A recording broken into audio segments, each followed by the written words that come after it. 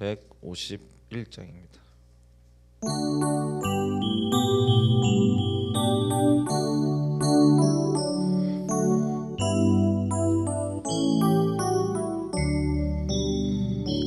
만왕의 왕 내 주께서 왜 고초당했나.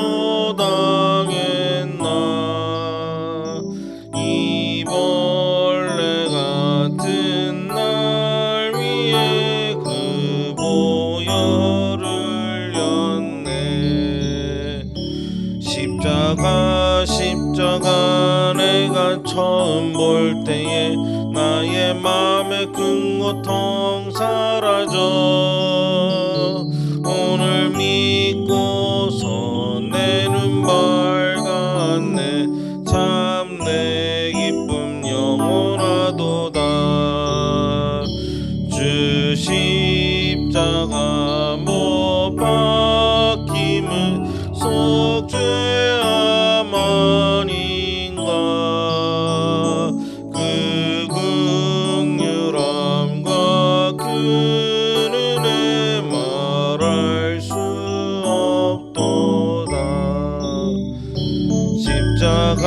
십자가 내가 처음 볼 때에 나의 맘의 큰 고통 사라져.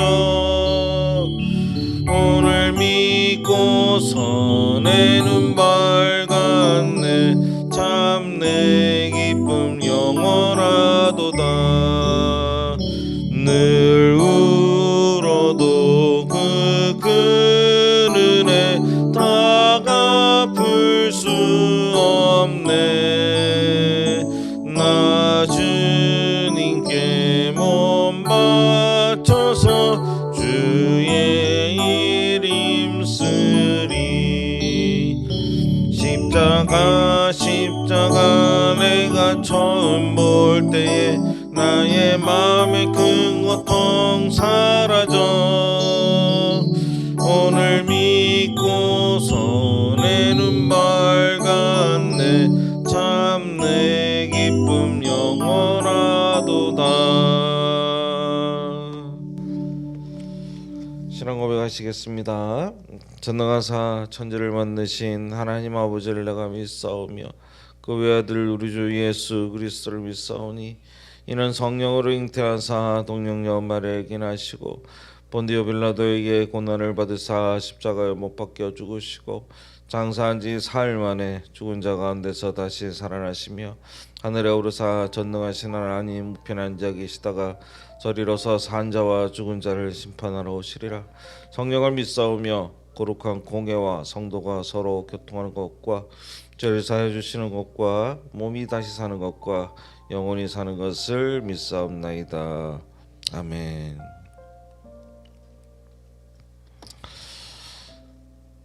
오늘은 침묵과 사랑이라는 제목으로 마가복음 14장 1절로 11절까지 조금 길죠. 9절까지 먼저 보겠습니다. 1절부터 9절까지 해보겠습니다.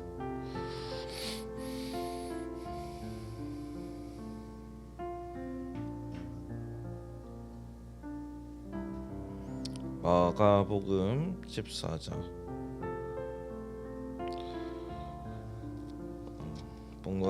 한 절씩 봉독하겠습니다. 이틀이 지나며 유월절과 무교절이라 대제사장들과 서기관들이 예수를 흉계로 잡아 죽일 방도를 구하며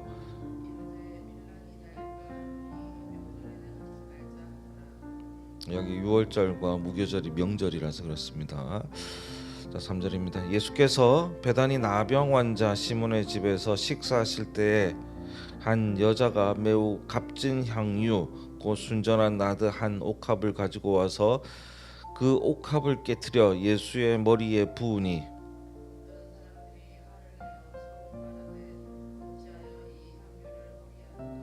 이 향유를 300데나리온 이상에 팔아 가난한 자들에게 줄 수 있었겠도다 하며 그 여자를 책망하는지라.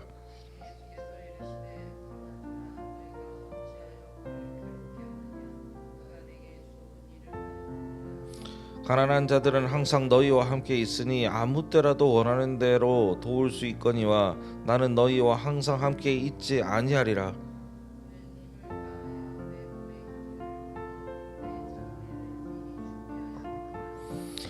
9절 함께 있습니다. 내가 진실로 너희에게 이르노니 온 천하 어디서든지 복음이 전파되는 곳에는 이 여자가 행한 일도 말하여 그를 기억하리라 하시니라. 아멘.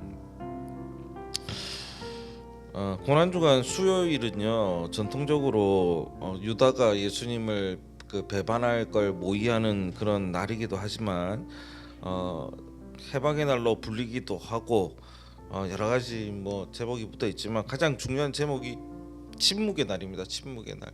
그리고 쉼의 날이기도 합니다. 무슨 얘기냐면 어제 그제 주일날 일요일 날이 그거였잖아요. 저기 뭡니까 종려나무 종려주일이었잖아요. 그렇게 환영받고 첫날에 월요일 날 성전 뒤집어 엎으시고 난리를 치시죠. 둘째 날에 어제 뭐 했습니까? 어제 네? 어제 뭐 하셨습니까? 어제 뭐 하셨습니까? 어제는 싸웠잖아요. 변론의 날이라고 그래서 정말 예수님의 권위에 대한 질문을 한 니네가 뭔데? 네가 뭔데? 기억나시죠? 네가 뭔데 하면서 싸웠다고 말씀드렸지 않습니까? 그러면서 싸우면서 있었고 그 과부의 두렙돈에 대한 얘기도 하셨고 그랬습니다마는 오늘 이틀 동안은 엄청난 시간을 보내셨어요. 세 번째 날은 뭐 했냐? 사실은 쉬셨던 겁니다. 힘드셨어요. 그래서 오늘 14장에 보면 어디서 쉬셨냐면 베다니 3절 한번 볼게요. 예수께서 쉬셨는데 베다니 누구? 나병 환자 시몬. 나병은 무슨 병인지 아세요? 문둥병입니다. 문둥병. 고난주간 수요일은 예수님께서 어떻게 뭘 많이 했다 이걸 기록되지 않았습니다. 그래서 전체적으로 볼 때 두 가지 큰 사건을 얘기할 수 있는데 하나는 침묵의 하루를 보내신 거고 오늘 읽었던 마리아의 향유옥합 사건 두 가지를 볼 수가 있죠. 여기서 보면 항상 대제사장들이 서기관 등과 함께 1절에 보니까 어제까지 너무 괘씸하고 싫었는데 오늘부터 무슨 일이 됐냐면 예수를 흉계로 잡아 죽일 방도를 구하여 이렇게 얘기하고 있어요. 어제 괘씸하고 짜증나고 이랬는데 이제는 저 죽여야겠다. 마음에 결심하는 날이 수요일이기도 합니다. 화요일까지 날선 논쟁을 벌이셨던 예수님은 이제 예루살렘에서 잠시 벗어나서 성 밖에 있는 베다니에 머무시는데 권력의 중심부가 예루살렘이라고 할 수 있지 않습니까? 기득권의 중심부. 거기서 벗어나서 이제는 소외받은 자들에게 옆에 가 계신 거죠. 근데 여기서 누구의 집으로 갔는지가 중요한데 나병 환자의 집으로 갔어요. 나병 환자는 당시에 종교적으로 부정하다 이렇게 낙인이 찍혀가지고 공동체에서 격리된 존재들이었습니다. 지금도 우리 격리돼 있잖아요. 한센병 환자라고 얘기를 하면서 같이 있기 싫어합니다. 사실은 이게 전염이 거의 안 된다 이런 얘기가 있긴 하겠지만 그래도 되게 그 당시만 해도 병이 걸렸다는 것 자체가 죄인으로서 낙인 찍히는 그런 상황이었기 때문에 결국은 격리되는 그런 존재였던 것이죠. 예루살렘 성전에서 있다가 어디로 왔냐면 가장 격려되고 소외받는 자들에게 가 버린 겁니다. 너무 이상한 거예요. 보세요. 아이러니하게도 예루살렘 성전은 유대 민족에게 있어서 가장 거룩한 곳입니다. 그렇죠? 가장 거룩한 곳이 강도의 소굴이 되었습니다. 그런데 오늘 이 베다니 나병 환자 가장 비천했던 이 나병 환자의 집은 뭐가 됐냐면 하나님 나라의 잔치집이 된 거예요. 공간에 전복이 일어난 겁니다. 그렇게 행복하고 아름답고 모든 유대 민족이 지키려고 애썼던 그 예루살렘 성전이 있는 곳은 강도의 소굴이 되어 버렸고, 그렇게 소외받고 소외하고 우리가 멸시하고 비참하게 여겼던 그 장소는 예수님이 가심으로 말미암아 하나님 나라의 임함이 거기에 일어난 거예요. 그래서 이렇게 이 베다니의 그림을 이렇게 있는데, 베다니 갔더니 이제 그 여인들도 여기 있죠. 여기 베다니 집에서 일어났던 이 마리아의 얘기가 여기 있지 않습니까?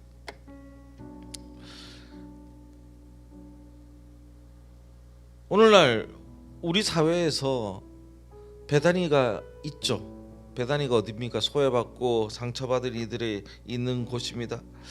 근데 그런 곳에서 오히려 주님이 머무시는 것을 발견하는 게 어렵지 않다라는 얘기를 저는 드리고 싶은 거예요. 우리가 그냥 마음으로 생각하면서 교회라는 곳이 거룩하고 아름다운 곳이라고 생각하면서 나의 욕심과 나의 기득권과 내가 가지고 있던 이런 것들을 지키려고 애쓰는 그런 기독교인이 된다면, 그것은 과거의 예루살렘 시대에 강도의 소굴이 될 수밖에 없는 게 교회라는 것입니다. 그래서 결국 어떻게 됩니까? 수많은 교회에서 도저히 이해할 수 없는 일들을 하고 있지 않습니까? 밖에 나가가지고 그냥 원치 않는 사람들에게 폭력적으로 전도한다든가, 아니면 나만이 옳다고 생각하면서 많은 사람들을 정죄하는 짓을 하는 게 기독교가 되어 버렸다라는 거죠. 사실 기독교의 본래적인 가치는 뭡니까? 소외받고 힘들고 어려운 이들과 함께 하면서 그들의 손을 잡아주고 예수님처럼 함께 섬기고 사랑하는 것이 기독교의 모습이었던 것이죠. 우리는 이걸 잊지 않아야 됩니다. 그러면서 우리 예수님께서도 하셨던 쉼도 중간중간 가질 수 있어야 되는 거죠. 저희 교회가 쉼이 있는 교회인데 저도 좀 피곤했나 봐요. 어제가 아니죠. 지난주 한 금요일부터 계속 나가서 있다가 주일날 들어와서 또 준비할 거 하고 막 하다가 막 어제 저 몇 시에 누웠죠? 한 7시에 누웠는데 오늘 아침 5시에 눈 떴습니다. 몇 시간을 잔 거예요 도대체? 거의 정신없이 잔 것 같습니다. 그냥 너무 좋아요. 지금 좀 푹 자고 나니까.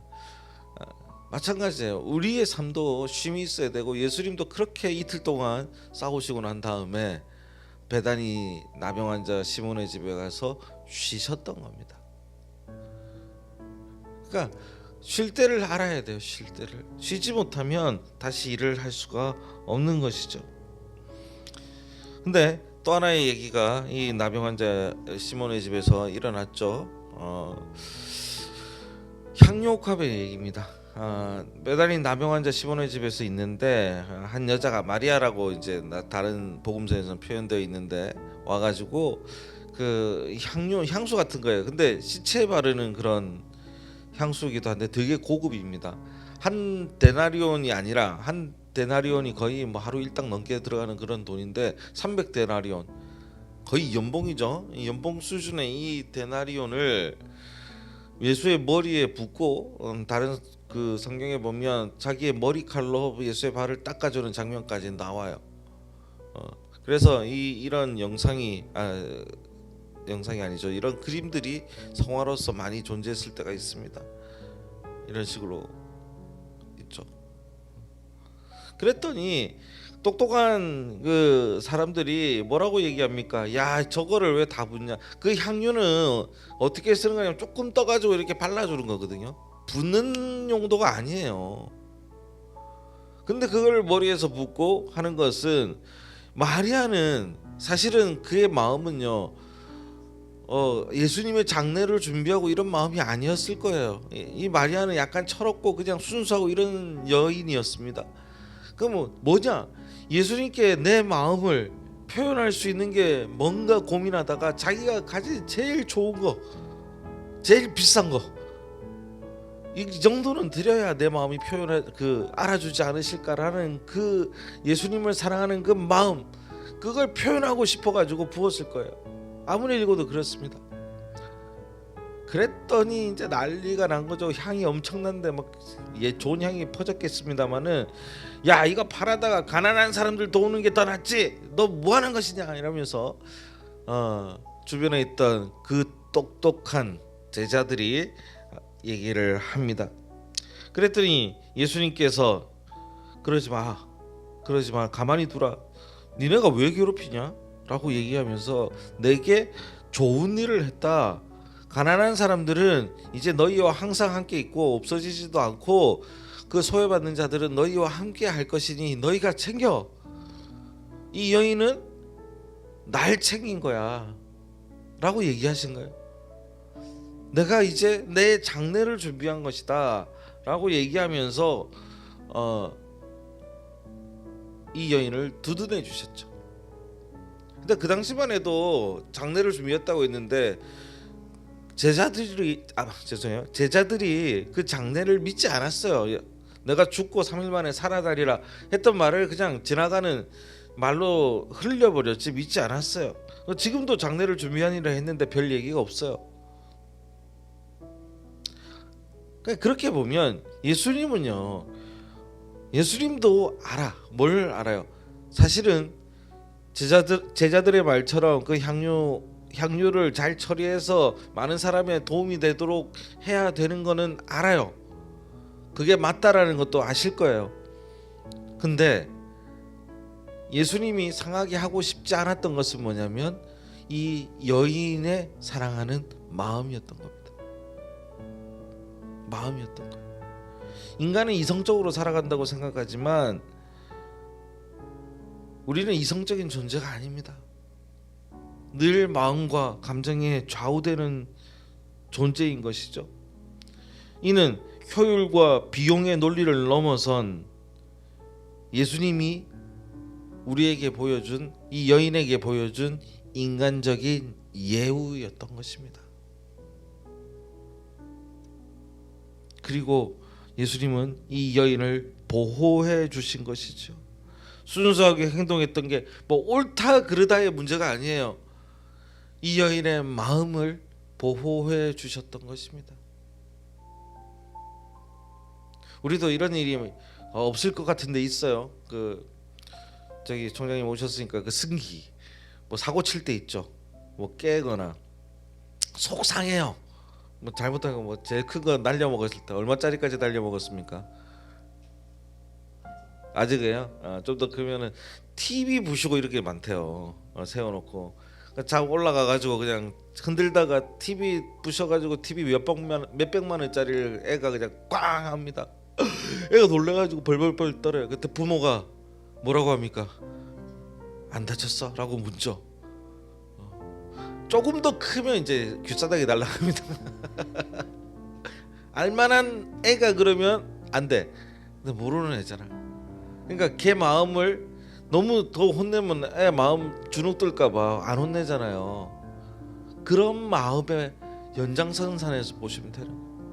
마리아는 순수했어요. 언니 마르다는 좀 똑똑하고 좀 더 컸어. 그래서 잘 예수님 보필했는데 마리아는 철도 없고 그냥 옆에 있고 막 예수님 좋아요 했더니 그 여인의 마음을 저는 아무리 읽어봐도 상하지 않게 하는 그런 마음의 연장선이 아니었나라는 생각을 합니다.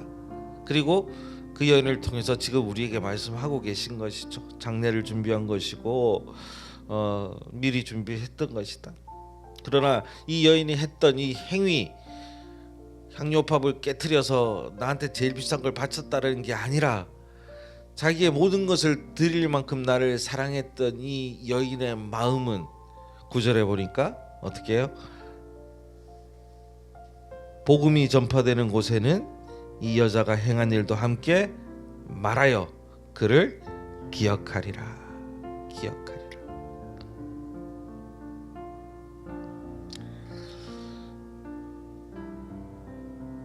누가 그런 얘기를 했습니다. 그 김일성 수령이 죽었을 때요,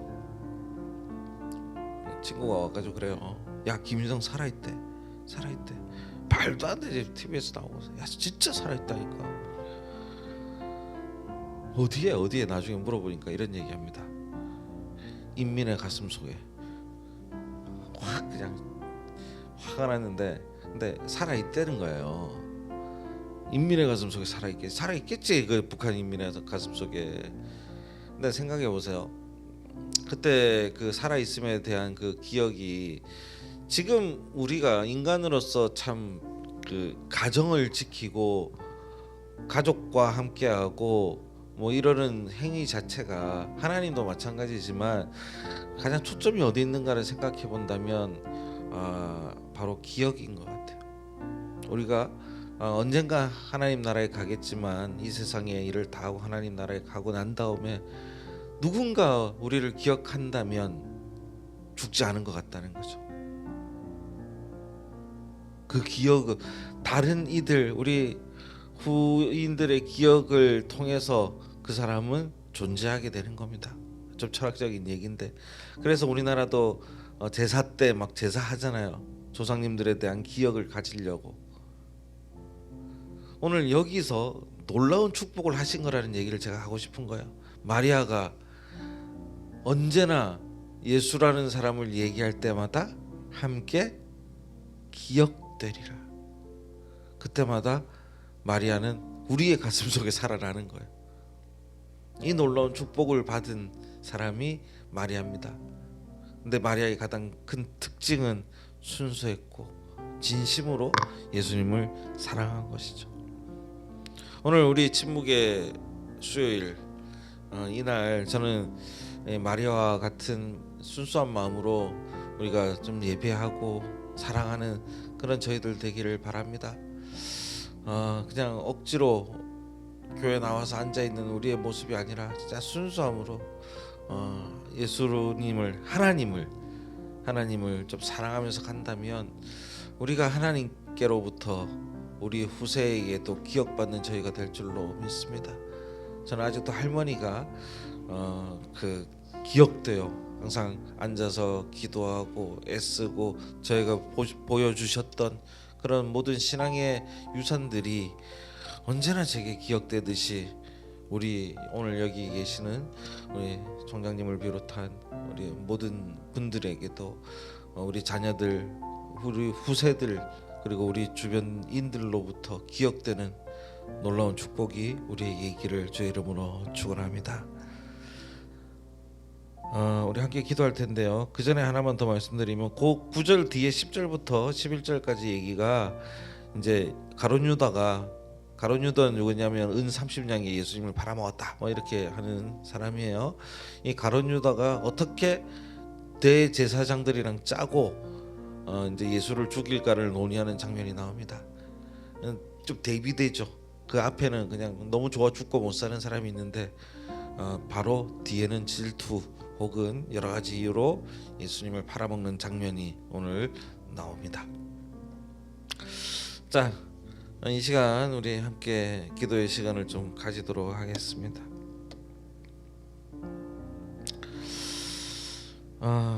침묵 속에서 고난을 준비하시던 주님, 오늘 우리는 화려한 성전과 여러 가지 음모를 뒤로하고 소외된 이들의 그런 모임에 가신 베다니의 작은 집을 방문하셨던 예수 그리스도의 발걸음을 생각해 봅니다.